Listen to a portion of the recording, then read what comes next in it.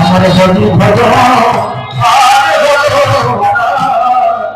হায়াল মনন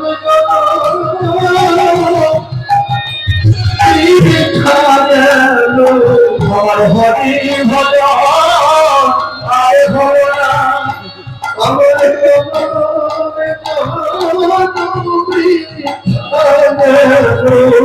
আমার হরি ভজন আয় ভগবান আয় ভগবান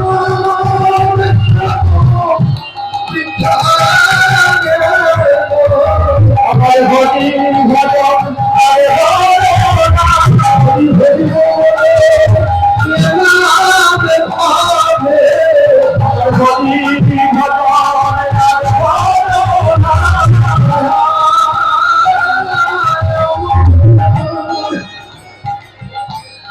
আমার একটি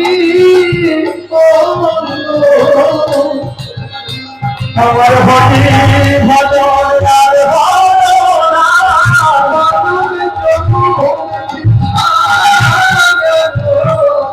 হরি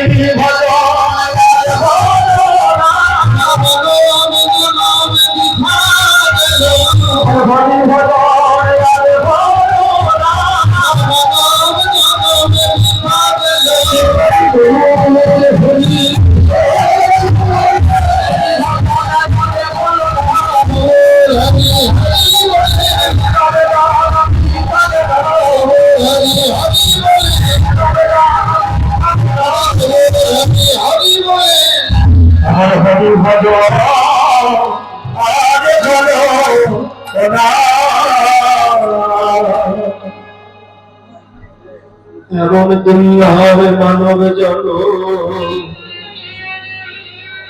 আর ফাগুনরে ভাই যা করার তা করতে হয় তাড়াতাড়ি করে নাও প্রতি জীবের দাঁড়ে দাঁড়ে আমার সতী মায়ের আনন্দ অবিহত জীবের দাঁড়ে দাঁড়ে গিয়ে হরিনাম বিতরণ করছে ভয় নেই আমি আছি আমি আছি তিনি কোন জাতের বিচার করল না তিনি ব্রাহ্মণের ছেলে হয়ে কোন জাতের বিচার করল না আজ থেকে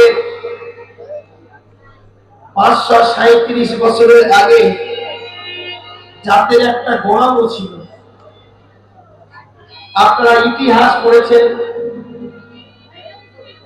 শাস্ত্র শুনেছেন সনাতন ধর্মের বর্ণ হলো 4টে ব্রাহ্মণ ক্ষত্রিয় বৈশ্য শূদ্র ব্রাহ্মণ ক্ষত্রিয় বৈশ্য শূদ্র সবার থেকে নিচ জাতি যারা তাদেরকে বলা হতো শূদ্র ব্রহ্মার বদন থেকে নাকি ব্রাহ্মণের জন্ম ব্রহ্মার বাহু থেকে ক্ষত্রিয়ের জন্ম গুরু থেকে বৈশ্য চরণ থেকে শূদ্র বিচার আপনাদের কাছে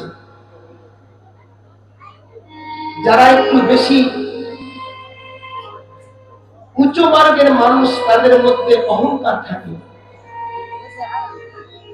যিনি কোটি টাকার মালিক যিনি বর্ণের শ্রেষ্ঠ তিনি দেখবেন নিজ জাতির মানুষের সঙ্গে চলতে মনে মনে সংকোচ করেন ঘৃণা করেন বহিঃপ্রকাশ করেন না কিন্তু যারা নিচ যারা শূদ্র বর্ণের মানুষ সবাইকে আপন করে নিতে চায় সবাইকে কাছে করে নিতে চায় উঁচু বর্ণের মানুষরা তাদের কাছে যেতে চায় না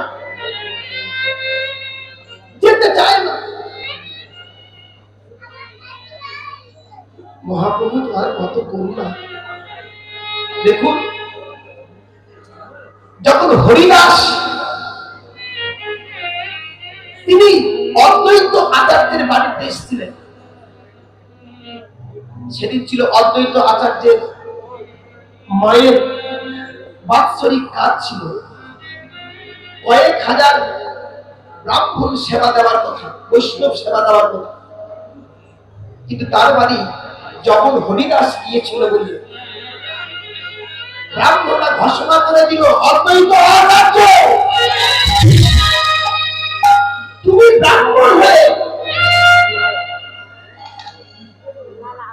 তুমি হরিদাসকে আশ্রয় দিয়েছ, তোমাকে এক ধরে করে দিলাম। অদ্বৈত আচার্যের বাড়ি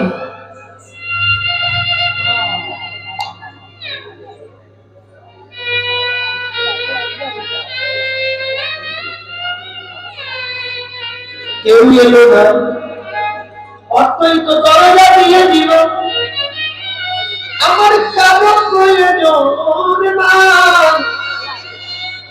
যদি কৃষ্ণ ভক্ত হরিদাস আমার ঘরে থাকে, আমার জনম ভক্ত হয়ে যাবে।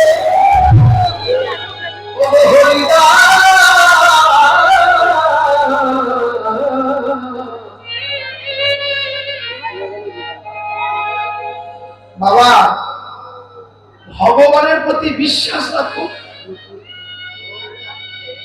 জীবনে অভাব থাকবে না। যার ভগবানের প্রতি বিশ্বাস নেই তাদের অভাব।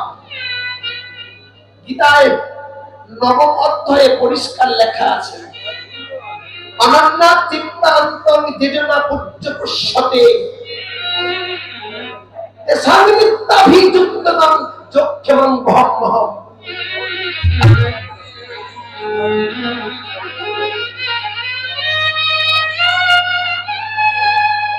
সাধু সন্তরা, কৃষ্ণ ভক্ত যারা, তারা আমার ভক্ত হয়ে অন্য অন্য চিন্তা পরিত্যাগ করে যারা আমাকে ভজন করে, তাদের যদি অভাব হয় মাথায় কাঁধে করে বোঝা দিয়ে তাদের বাড়ি পৌঁছে দিয়ে।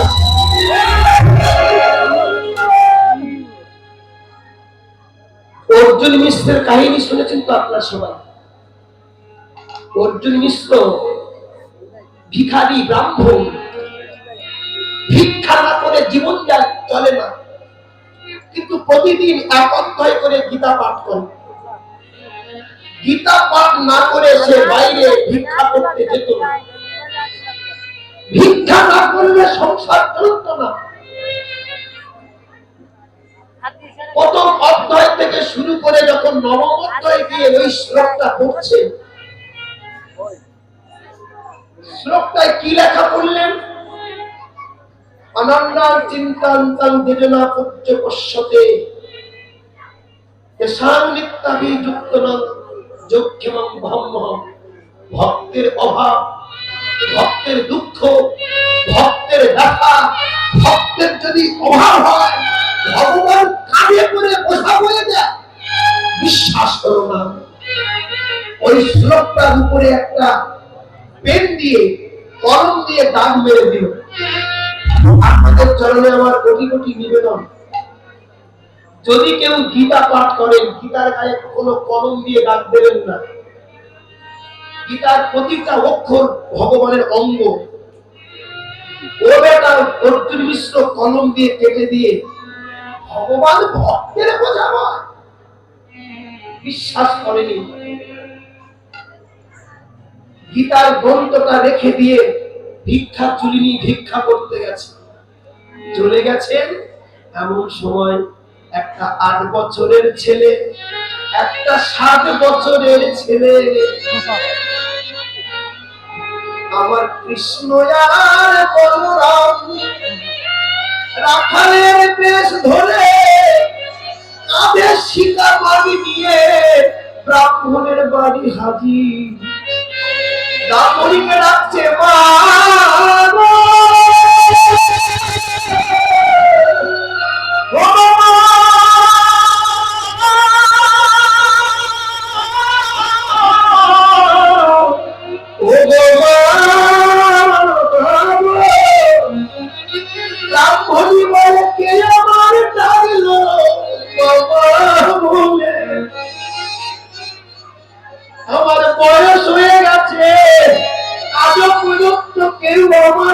আমাকে নিবা বলে। জানেন মায়েরা, স্বামী স্ত্রীকে ততদিন ভালোবাসে 10 থেকে 15 বছর। 15 বছর পরে যদি কোনো নারী তার স্বামীকে সন্তান দান না করতে পারে, স্বামীর কাছে অপ্রিয়, শ্বশুরের কাছে অপ্রিয়, শাশুড়ির কাছে অপ্রিয়, প্রতিবেশীর কাছে অপ্রিয়, সন্তানহীন বদন দেখতে কেউ চায় না। তাই মা কেঁদে বলে, কে ডাকলো মামা বলে, ঘরে থেকে বেরিয়ে এসে ডাকে মাথায় পাগড়ি বাঁধা, কোমরে একটা বাঁশি বোঝা, কালো ছেলে পরনে ছোট্ট একটা কাপড়, আর একটা ছেলের দেহটা সাদা বর্ণ। ও বাবা, তোরা কারা? এত সুন্দর রূপ কোনদিন দেখি না, তোরা কারা বাবা?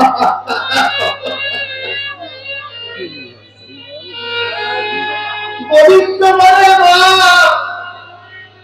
আমার নাম কানাই, আর এটা আমার দাদা বলা।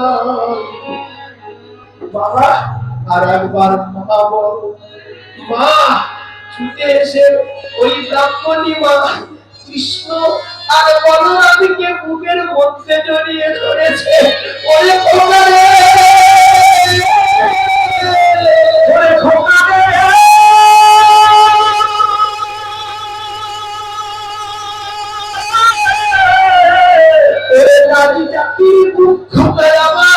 আমার বুকটা শীতল হয়ে গেল তোর মুখে ডাক শুনে।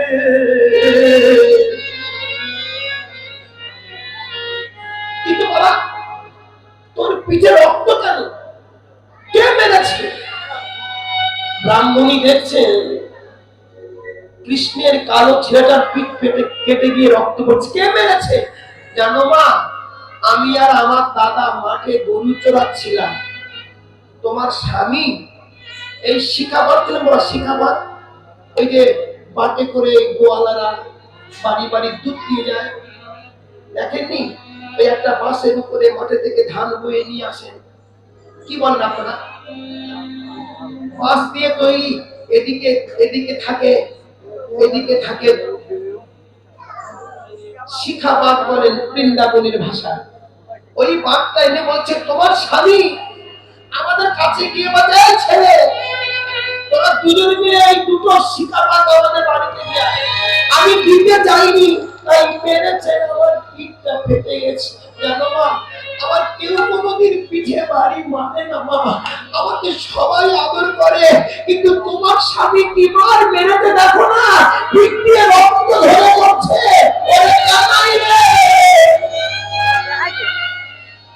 ছেলে নেই বলে ছেলেরা মায়া মমতা বোঝে না। ওই ব্রাহ্মণ আসুক, আমি উচিত শিক্ষা দেব। বাবা আমার কোলে বস। না গো মা, অন্যদিন আসবো মা, এইগুলো নাও মা। দুই ভাই 4টে দাম দিয়ে চলে গেছে। যেই চলে গেছে এমন সময় ব্রাহ্মণ ঢুকেছে। ব্রাহ্মণ ঢুকে যেই ঢুকেছে, ব্রাহ্মণী বলে বলে, হাগো তুমি কেমন ধরনের মানুষ জানো?